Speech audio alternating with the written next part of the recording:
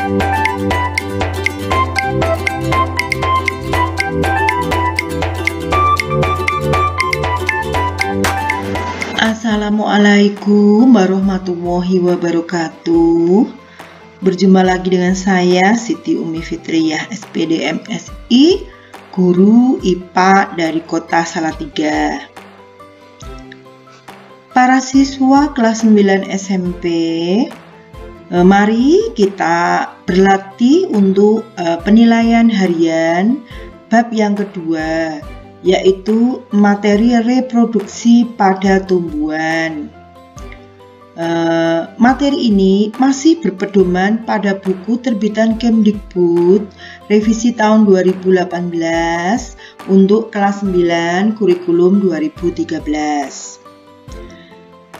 Sebelum kami lanjutkan, kami mohon bantuannya ya, siapapun yang mengenal channel saya Siti Umi Fitriyah ya, dengan channel Umi Fitri Espansa, mohon bantuannya untuk mendukung channel saya, yaitu dengan cara like, komen, dan subscribe.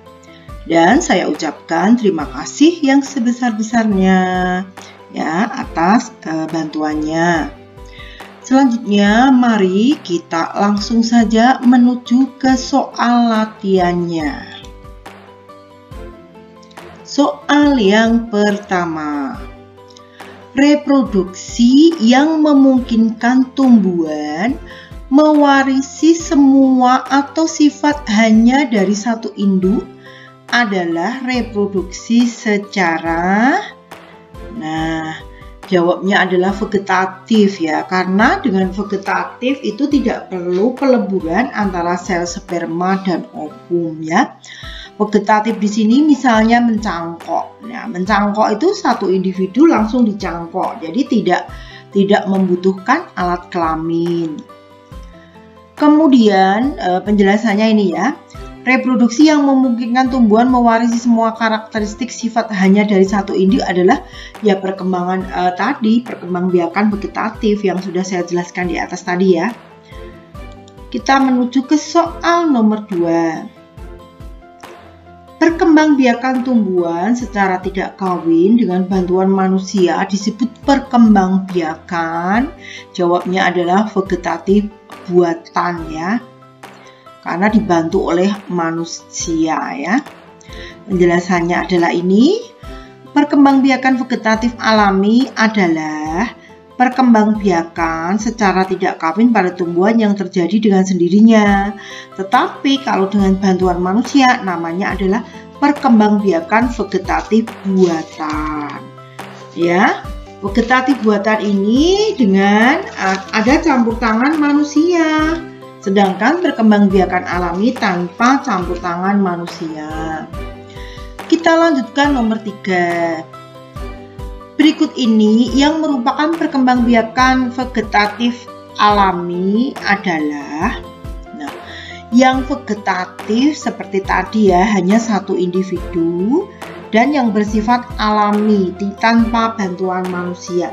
Jawabannya adalah D ya, tunas. Tunas kan muncul dengan sendirinya tanpa bantuan yang lainnya ya. Umbi batang itu juga muncul dari batang ya, tidak dengan bantuan siapapun. Umbi lapis juga sama ya, jadi jawabannya adalah D.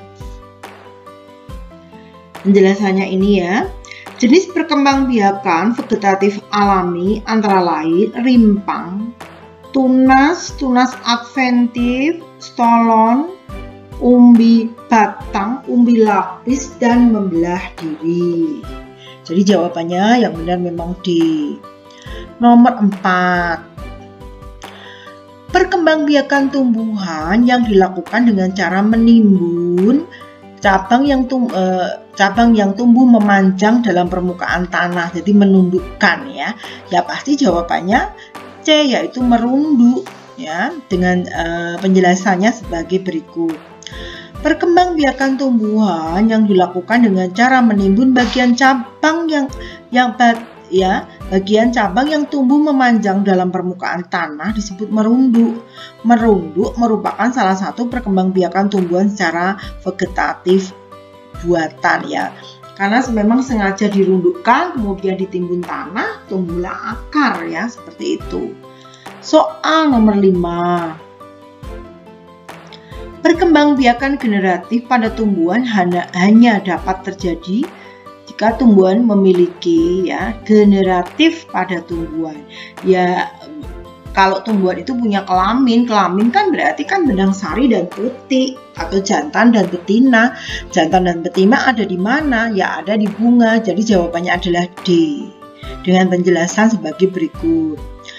Perkembangbiakan generatif atau reproduksi generatif adalah perkembangbiakan tumbuhan secara kawin atau pembuahan. Perkembangbiakan generatif hanya dapat terjadi pada makhluk hidup tingkat tinggi, yaitu yang memiliki bunga yang memiliki alat kelamin yang jelas, yaitu alat kelamin jantan dan betina, atau benang sari dan putik. Nomor 6. Tumbuhan paku dan lumut merupakan contoh tumbuhan tidak berbiji. Tumbuhan tersebut berkembang biak dengan cara, kalau paku ya pasti dengan spora ya, karena punya sporangium atau kantung spora. Dan ini penjelasannya, artinya tumbuhan paku, jamur, dan lumut merupakan contoh tumbuhan yang tidak berbiji. Tumbuhan tersebut berkembang biak dengan cara spora. Jawabannya B. Nomor 7. Mencangkok lebih disukai daripada menanam biji karena hasil anaknya itu sama dengan induknya. Berarti jawabannya langsung saja A ya. Karena keunggulan mencangkok memang hasilnya itu sama persis dengan induk yang dicangkok ya. Jadi jawabannya A. Sekarang nomor 8. Tanaman berikut dapat dicangkok adalah yang bisa dicangkok otomatis yang dikotil. Selain itu juga mempunyai kambium ya. Nah, yang seperti ini adalah jawabannya ini jeruk dan mangga ya. Contoh tumbuhan yang dapat dicangkok adalah tumbuhan dikotil dan biji berkeping 2. Di antaranya jeruk, jambu, mangga, rambutan, durian dan sebagainya. Jawabannya D. Nomor 9. Berikut ini tumbuhan yang berkembang biak dengan secara tunas ya. Nah, yang berkembang biak secara tunas adalah bambu dan pisang ya. Jawabannya B. Penjelasannya ini ya. Tumbuhan yang berkembang biak dengan tunas antara lain pisang, bambu, tebu ya, dan cocor bebek ya, rumput teki dan sebagainya. Soal nomor 10. Kelompok tumbuhan yang berkembang biak dengan akar tinggal yaitu akar tinggal itu seperti bangsa jahe-jahean ya, yaitu kunyit, jahe, dan temulawak. Jawabannya adalah A ya.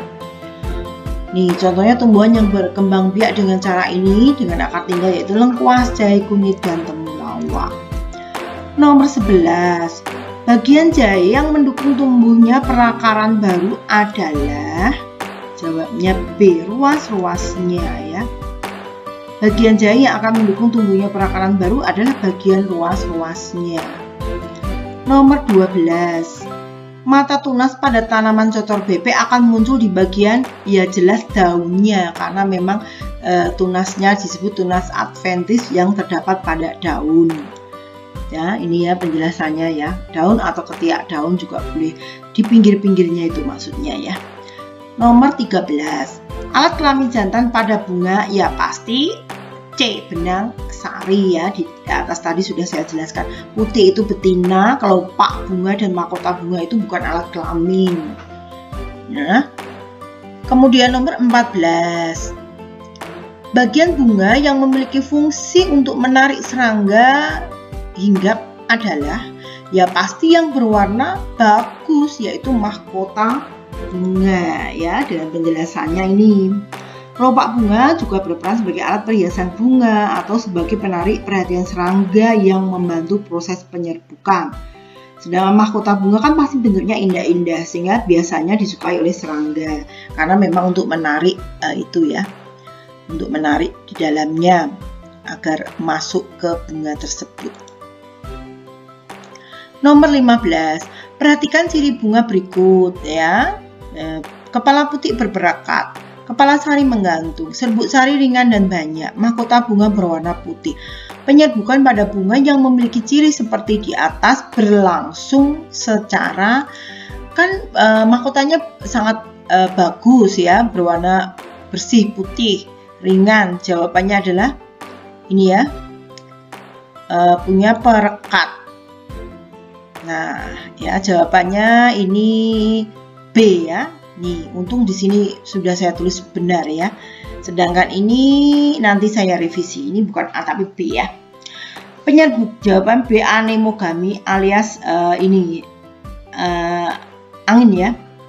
Penyerbukan yang dibantu oleh angin, ciri khasnya adalah serbuk sarinya ringan, bahkan terkadang memiliki struktur bersayap sehingga akan mudah terbawa. Juga tidak perlu adanya warna mahkota mencolok untuk bisa menarik perhatian.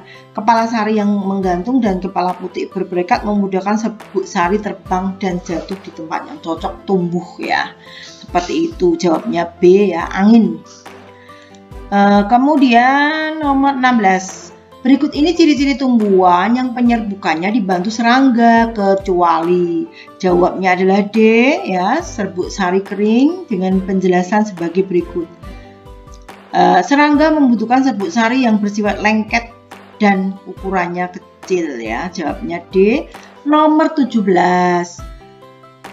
Pembuahan ganda terjadi pada tumbuhan berbiji. Ganda itu berbiji tertutup ya, atau angiospermae. Penjelasannya ini, pembuahan ganda adalah pembuahan yang terjadi pada pembentukan biji. Tumbuhan angiospermae atau berbiji tertutup, sebagai contoh pohon mangga, jeruk, dan semangka, karena terjadi dua pembuahan pada proses pembentukan biji. Pembuahan pertama menghasilkan zigot dan pembuahan kedua menghasilkan endosperma atau cadangan makanan. Jawabnya adalah A. 18. Penyerbukan yang terjadi apabila serbuk sari yang jatuh di atas putik berasal dari tanaman yang berbeda tetapi masih satu jenis dinamakan penyerbukan silang ya. Yaitu penjelasannya, penyerbukan silang adalah penyerbukan yang terjadi bila serbuk sari jatuh di kepala putik tapi berasal dari tanaman yang berbeda jenis ya. Tapi masih satu jenis, berbeda jenis tapi berbeda kelamin maksudnya ya, tapi masih dalam satu jenis tumbuhan. 19. Hubungan yang tepat antara tumbuhan dengan cara penyerbukannya adalah, jawabannya adalah A ya, padi dengan bantuan angin, betul, karena bijinya kecil dan mudah diterbangkan. Kelapa dengan bantuan angin karena pohonnya tinggi dan buahnya ringan, enggak. Tembakau dengan bantuan serangga karena bijinya kecil dan berlemak. Beringin dengan bantuan mamalia karena buahnya dapat menempel di badan mamalia. Enggak begitu ya. Itu. Sekarang kita masuk ke nomor nih 20. Yang terakhir ya ini. Soal nomor 20. Pembencaran biji dengan bantuan burung disebut dengan istilah, burung itu namanya ornit ya, ornitogami kori ya. Makanya penyerbukan ya, pembencaran bukan penyerbukan. Kalau penyerbukan gami, tapi kalau pembencaran namanya berakhir kori. Ornitokori adalah penyebaran biji tanaman dengan perantara burung. Tanaman dengan penyebaran yang melalui cara ini adalah tanaman yang buahnya menjadi makanan burung, seperti benalu ya. Benalu itu juga buahnya sebagai makanan burung, tetapi bijinya tidak dapat dicerna, sehingga ketika burung itu mengeluarkan kotoran, biji benalu itu hinggap di pohon-pohon, jadilah tanaman benalu yang baru. Ternyata ya ini ya, latihan penilaian harian untuk materi reproduksi pada tumbuhan sudah selesai. Mohon maaf jika dalam penyampaian kami banyak salah-salah kata. Saya akhiri. Assalamualaikum warahmatullahi wabarakatuh. Terima kasih semuanya. Salam sehat, salam sukses.